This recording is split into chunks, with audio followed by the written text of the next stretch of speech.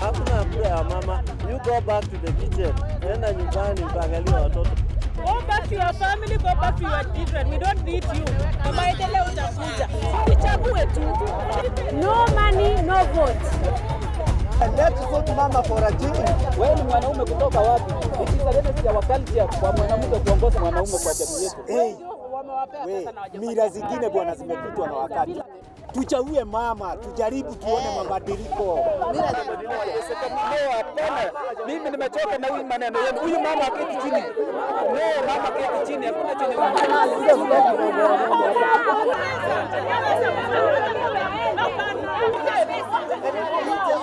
chenye Acha nirudi.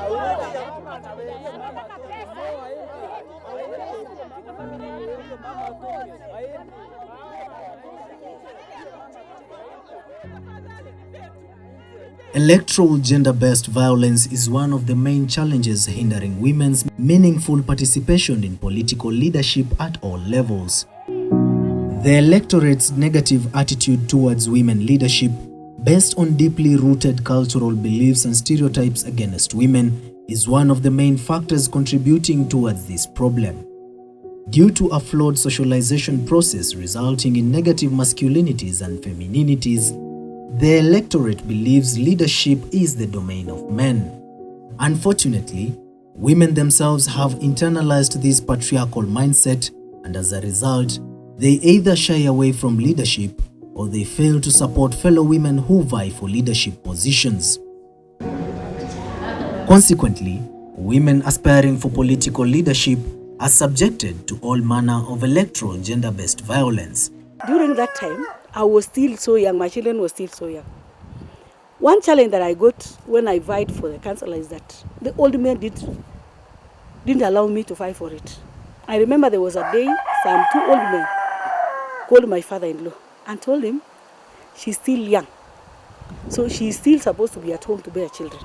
Ile changamoto tu wa mama wanaweza kuwa wanapata ni kujitokeza, maybe kwa sababu mara nyingi hawana rasilimali ambazo zitawawezesha kuweza kujiunga na mambo ya siasa ama uongozi, kwa sababu mara nyingi unakuta ya kwamba ndio mtu ujibu wake uwanjani katika uteuzi wowote ule, kuna ile ada ambayo unahitajika kulipa, na pengine wengi hawana huo uwezo wa kuweza kulipa hizo ada, haswa zile za chama ama zile ambazo zinalipwa kwa IBC. So unakuta kwamba ni changamoto. Jambo lingine ni kwamba wake wengi, haswa wale ambao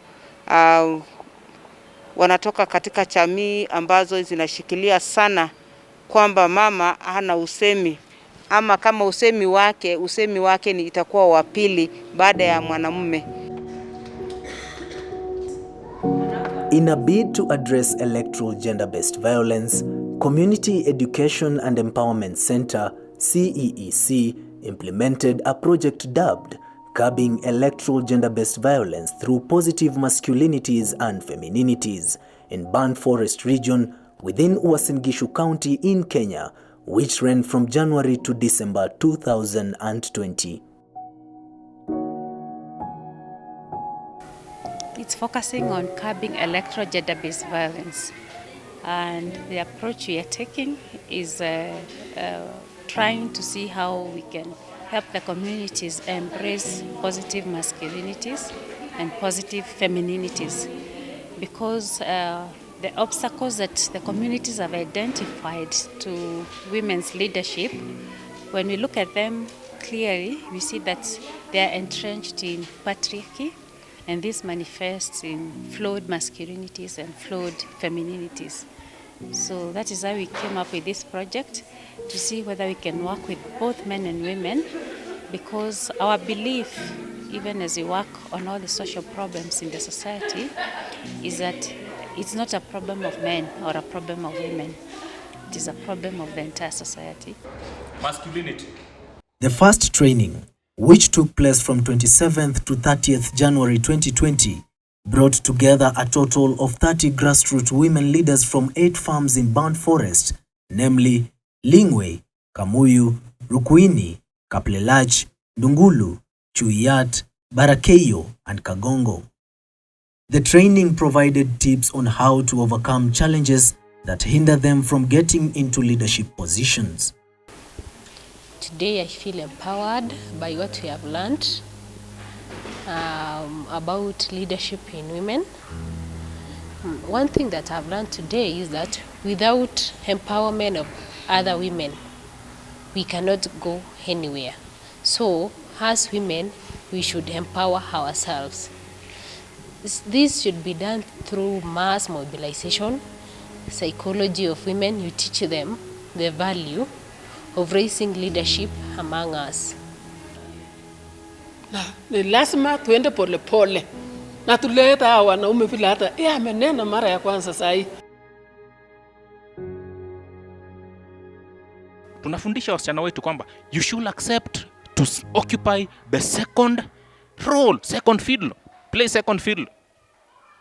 Ukikanyagwa nyamaza, ukitandikwa kubali. Lakini si ukweli?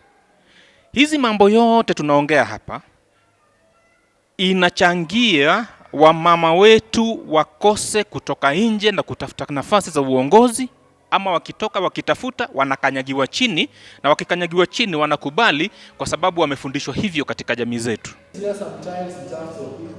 Male chauvinism was cited as one of the biggest obstacles to women's leadership.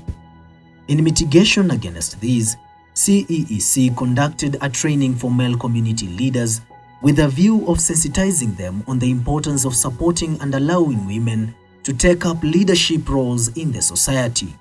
Because when we talk about this one, we're looking at the concept of empowerment. Even if you go to the job places, yes, it could be that we are having women now being employed. But even if you try to look at the employment gap, you'd really find out that more men are in employment than women. Na mimi naona vile ambavyo vijana huwa wanaogopa empowerment ya wanawake, huona ya kwamba mwanamke akiwa yeye ndiye ako na pesa, yeye atakuwa kama mfanyikazi wake, hatakuwa na sauti ya kumanage hizo pesa. We didn't have that belief ya kwamba mwanamke anaweza ongoza katika uongozi. Alafu tena imetusaidia tena kutufunua akili ya kwamba mwanamke, although there are challenges in those women wenye wamepata divorce, wamebadilisha mienendo yao baada ya kupata hii fiti, imetufunza ya kwamba kumbe si wote. To demystify the role of electoral duty bearers, the project also brought on board duty bearers such as media practitioners, police officers, members of political parties, and a representative from the Office of the Registrar of Political Parties who were sensitized on their role in promoting women's leadership. The sensitization was followed by the duty bearers and trainees consultative forums. Kama wewe ni mwanamke na umesimama unataka kucampaign, jua ni right yako ukikuja police station upate usaidizi. Police officers are there to ensure that you are safe. Wakati unahea views zako uko sawa. So msisikie ni kama mnadhulumika wakati wewe unataka kusimama kiti na juu ya ile uoga yenu unaogopa ukienda police station kama utasaidiwa. So it is your duty kupata usaidizi, ni rights zako. The Office of the Registrar has developed a curriculum together with Kenya School of Law, which will help the candidates to blood themselves. They normally take through the TOTs, the trainers of trainers, who will be sent to the counties to train the women candidates on how to present yourself. Hata nyinyi next time mfungue macho na mkue sharp. Kama ODM, last time wamama wako wanalipia ticket. Ilikuwa free hapa Uasin Gishu County. Kama umama unataka kusimama kiti ya ODM, wanaume wanalipa 50,000, lakini wamama ni free. Wanapatiwa opportunity. People with disability, youth and women is a free. Kwa hizi county zingine yenye chama haina umaarufu sana huwa wanatoa free. Wakati ambapo unajibu maswali na kitu kimefanyika, kile ambacho naweza kuambia, ukiona mambo inaenda ile personal to your personal life, umejua kina mama ikifika wakati wa siasa watasema mengi kukuhusu. Labda wewe ni mpenzi wa, una mpango wa kando nini, usianze kujibu maneno kama hayo. Jibu maneno ambayo yanakufaa. To sensitize a wider audience on women's leadership, intergender forums were held within the 8 farms covered by the project. During these forums, men and women got an opportunity to discuss obstacles to women's leadership and also generated strategies to overcome those obstacles. The male and female trainees who attended the positive masculinities and femininities trainings facilitated the sessions. Ni wakati mwafaka ambao akina mama pia wapewe nafasi ya kuongoza katika jamii, kwa sababu kina mama wameonekana kwamba ni viongozi wema wakipewa nafasi hiyo. Sisi wanawake kumbe tuko na nafasi kubwa sana na tunajiweza kuwa leaders. Tumeona ya kwamba pia sisi wanawake tunaweza kuwa na kuweka vitu ama kuwa na decision, kusaidia familia kwa advices, na tunaweza fanya vitu nyingi sana. Tumejifunza ya kwamba hao wazee pia wanaweza kutupa support financially, advices na vingine vingi. Tunashukuru sana. The basis of this discussion was to enhance women's leadership.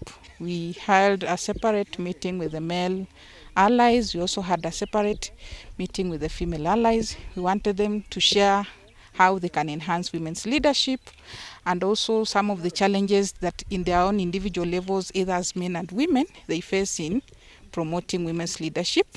We have seen the possibilities that men can join us, can support women, both politically, financial, and moral support, so that women can have a say in politics.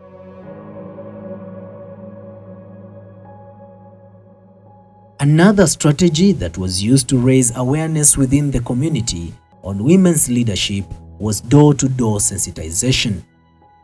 Armed with stickers on relevant advocacy messages, the trainees moved from household to household, sensitizing communities on the importance of embracing gender-inclusive leadership. Nimetembelea manyumba 100 ambayo nimepata wanawake 100. Alafu nimepata na wale wanaume waume zao, na nimepata nafasi ya kuongea na hawa na kuwajulisha na kuwafunza jinsi ambavyo tunachipa nafasi katika jamii, hasa kwa mlango yetu, katika pale tunawapea nafasi ili wajihisi pia wako na nafasi ya kuongoza katika jamii na hata katika nchi. Nimejua kwamba ni wajibu wangu kama mama kujitahidi katika kila hali, nihakikisha ya kwamba nimewania uongozi wowote ambao unapatikana, hata kama ni serikalini ama humu kijijini, kwa sababu nimefundishwa ya kwamba kile mwanaume anaweza fanya, hakuna kitu kinaweza zuia mwanamke asifanye. Sisi tunawaambia hawa wajikaze ili wawe waongozi hata hawa. Kwa hivyo sisi hawa hatunyimi hawa wafanye kazi yao.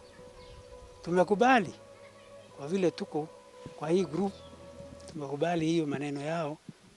Kwa kina mama wafundishwe ili waendelee.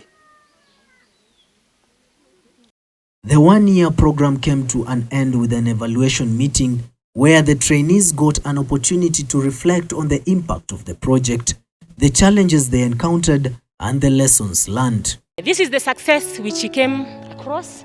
Tuliona kwamba wakati tulienda huko kwa vijiji, wakati tulikuwa na intergender, walipenda sana.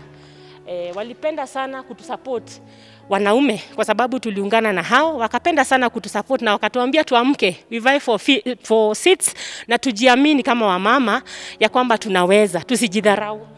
Sometime back, that was 2007, kulikuwa na mama mwenye alikuwa akitaka kukombea kiti ya kansala. Huyo mama akadunishwa sana. Wakaona huyu mama anataka kutukalia, anataka kufanya nini, lakini juzi tulipoenda mashinani tukawaelimisha, tukaona wamebadilisha hiyo mwelekeo yao. wako ready saizi kusupport wanawake, na at least tuko na wanawake karibu 3-4 hivi watataka kwa wadi yenye wanataka kukombea hiyo kiti, na tunaona imeleta mabadiliko. Wakiongeleshwa wapewe information na wakisupportiwa kifedha ama financially, they have that ability to lead. People took time to accept that women can lead in the society. Watu wengi at first walikuwa na chukua muda due to the hiyo ya culture, wanasema wanawake hawafai kuongoza, but vile tuliendelea kuwaelezea wakapata sasa kuelewa kuwa wanawake pia wana hiyo uwezo wa kuongoza. In our community, a lady has been elected to be the chairperson of 4 villages. Hii ni after kuwaelezea sasa. Vile walifanya election ya nyumba 10, leaders nyumba 10, kuna msichana alielectiwa. In fact, she is younger than me. She is a graduate. Vile walienda sasa juu tulikuwa tumewaelezea wako na hiyo ability ya kulead. Wakaenda wakampatia akuwe now the chairperson ya wanaume wenye walikuwa wameelectiwa. Kwa hakika hii mradi umetufunza maneno mengi sana. Hatukuwa tukijua maneno mengi kuhusu uongozi ya wanawake, lakini wametufunza. Kwa sasa tunajua kujiendeleza kama wanawake, kujisupport na kutafuta watu wa kutuongoza vizuri. Tulitabua upungufu ambao uko na jamii ni kwa ajili ya kukuza uongozi wa kina mama, na tukaona kwamba tukiwa wazazi tunafanya kazi nzuri, tunawasomesha watoto msichana kwa kijana, lakini ifikapo nafasi ya uongozi pale ndipo ambapo tunaanguka. Kama moja wa viongozi ya kina mama, kwanza nataka nishukuru kwa nafasi ambayo kina mama tulipewa kupitia affirmative action, kwa sababu kama ingelikuwa hilo, sidhani kama wamama wengi wangekuwa katika uongozi. Na hili ni kwa sababu maybe desturi na mila zetu tangu jadi ni kwamba uongozi wote ule ni ya wanaume. Lakini nataka nishukuru kwa sababu ya katiba ambayo pia imetambua kwamba nao kina mama wanaweza kuongoza. Ikiwa katika bunge letu la Uasin Gishu County, pia nimeweza kusimama imara katika kutetea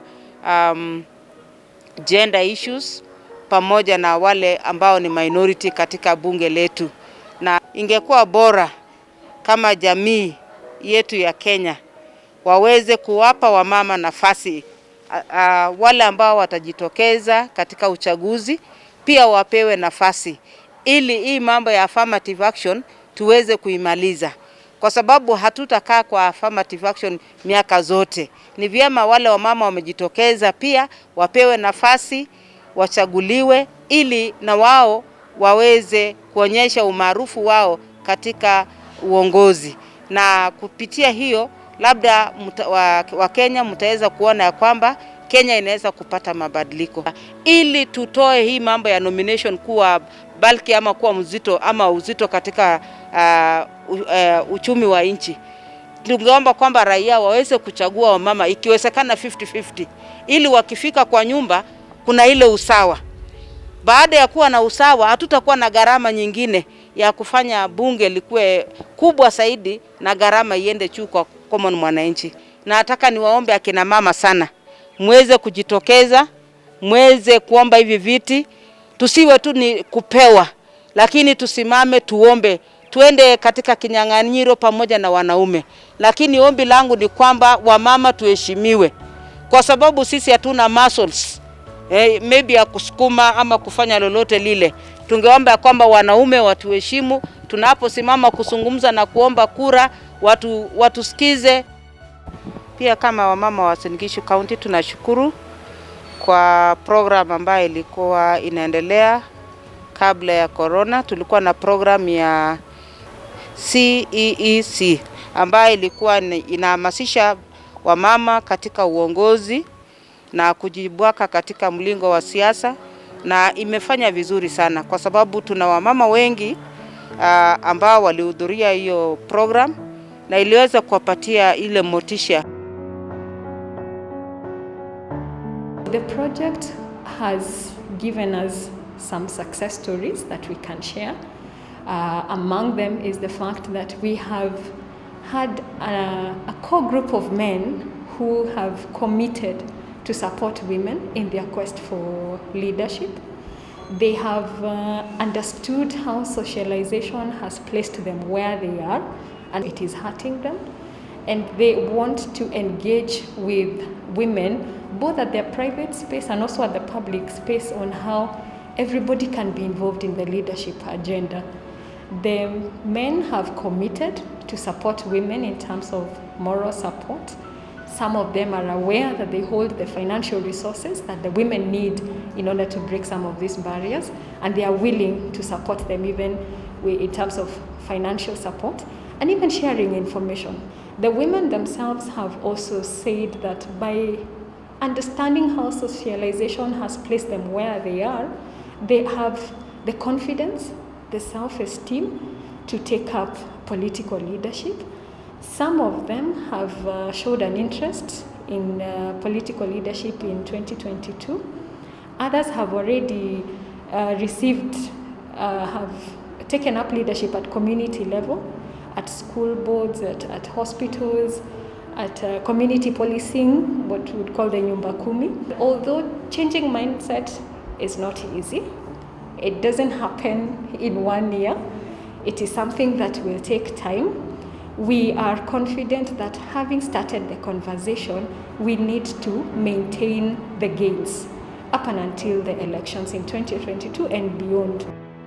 This project is a clear testimony that resistance to women's leadership is rooted in a flawed socialization process anchored in a highly patriarchal social order that confines women's leadership to a private space while men take up the public domain.